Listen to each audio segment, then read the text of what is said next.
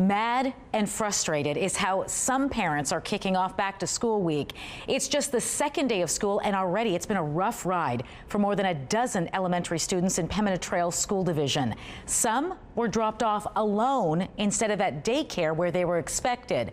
One child was found alone and crying on Pembina Highway by a neighbor who just happened to be passing by. Live with the latest tonight is CTV's Michelle Gerwing.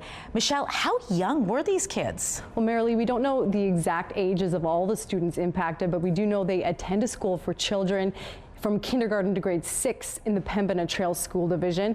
The division says a new app is meant to help with school bus transportation, but it's created, quote, complications and unforeseen challenges.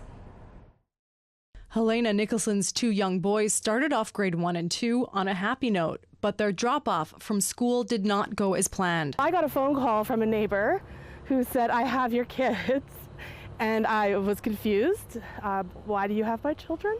And she said the bus dropped them off just at the end of the street, which was not the plan. Her sons should have been dropped off here at the Epiphany Child Care Center, a daycare that was thrown into panic when Nicholson's kids and 8 others weren't dropped off.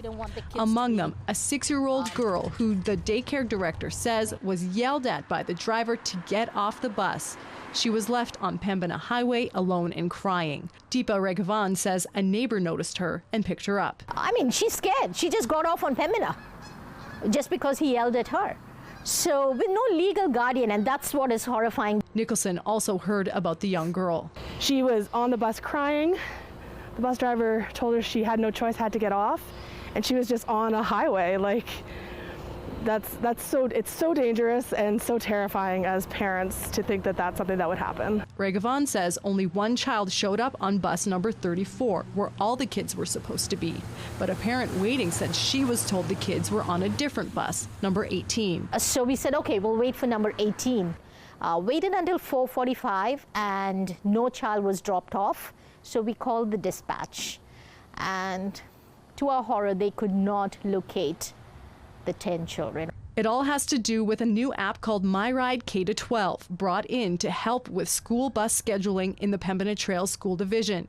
Its superintendent, Shelley Amos, told CTV News in a statement that 8 students were mistakenly dropped off at their home instead of their daycare. It's an incident she calls extremely serious, and a review is underway. We are grateful that all the children were safe, and we're deeply sorry this happened. We sincerely apologize and are committed to preventing such incidents in the future, she said. Back at Epiphany Daycare, Raghavan says the little ones are shaken by what happened. And it's their first full day at school, right? And just to drop them off wherever and just walk away, I think was just beyond being acceptable under any circumstances. So I think I would say the driver has to be held accountable for doing this. Nicholson says she was having problems with the app weeks ago. Her kids' daycare wasn't listed as a drop-off point, and she spent the last week of summer trying to sort it out. We got verbal confirmation as well as email confirmation that they were going to be picked up and dropped off at daycare.